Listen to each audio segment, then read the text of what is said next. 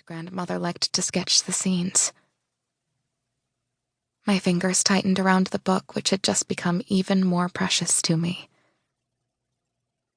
"I'm surprised it wasn't Father who loved it instead of Mother, then," I said. "He was the one always telling us stories about Callista." Airlie frowned, as if considering the matter.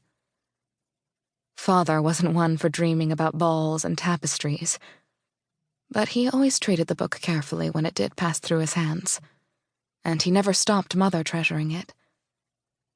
I think he must have felt a connection to it, even if he wasn't obvious about it, like Mother was." I closed it reluctantly, placing it inside a waterproof leather bag along with my other volumes. I didn't want them to come to harm because of my decision not to be parted from them. As I tucked them away in the middle of the pack, I moved as slowly as possible, hoping Airlie might collect whatever she came for and leave. She remained in place, however, regarding me with a knowing eye. "It doesn't matter how slowly you go, I'm not losing interest and wandering away, Cadence." I grimaced. "We leave first thing in the morning," she added. "You can't put off seeing Hayes any longer." "This is a bad idea," I muttered, but without much spirit. I couldn't deny I had initially agreed to see Hayes in case I needed healing. The fact I had since gotten cold feet did nothing to stop Airlie stubbornly holding me to my initial agreement. I already knew it was useless to argue with her. "No," she said crisply. "It's the opposite of a bad idea. It's essential." She gave me a piercing look.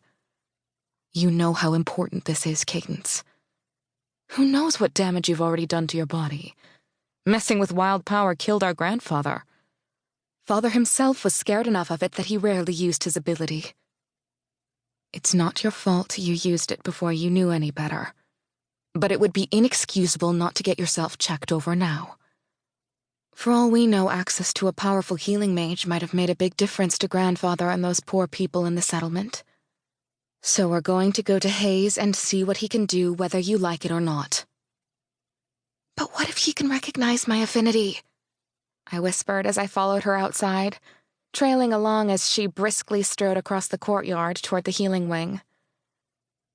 We'd been over this conversation more than once, but I couldn't help voicing the question yet again.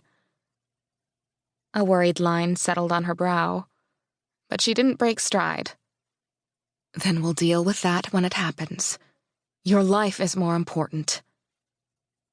I sighed, unable to come up with an argument against that point. This was why I had agreed to go see Hayes in the first place. But I couldn't help the dread that filled me at the potential consequences. If only Zeke was still here to stand by my side. I knew that no matter what happened in Tartora, he wouldn't desert me. Thoughts of Zeke made my mind wander. He was only days ahead of us, but the separation felt significant. I trusted him completely, but his entire life stood on the brink of enormous change. Would Zekiel, the nomad prince, be a different person from Zeke the apprentice? Like the difference between Princess Morgiana and Apprentice Gia? Airlie pulled open a door and ushered me inside one of the guild corridors. Shaking off my concerns, I took a steadying breath as I approached the door to Hayes' suite. The sound of my rap barely reached my own ears, so I forced myself to knock again, more loudly. Footsteps sounded behind the door, and it swung open to reveal Hayes, wearing a look of mild curiosity. "Good evening." He looked from me to Airlie. "Do you need something? Are you both well?" "That's what we'd like to find out." Airlie prodded me from behind. "Do you mind if we come in?" His eyebrows rose. "Not at all." He stepped back, gesturing for us to enter his small but neat sitting room. I cleared my throat, feeling awkward now that I was here and unsure how to begin.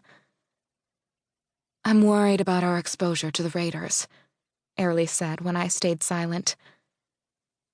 "Cadence told me what happened here with Dara,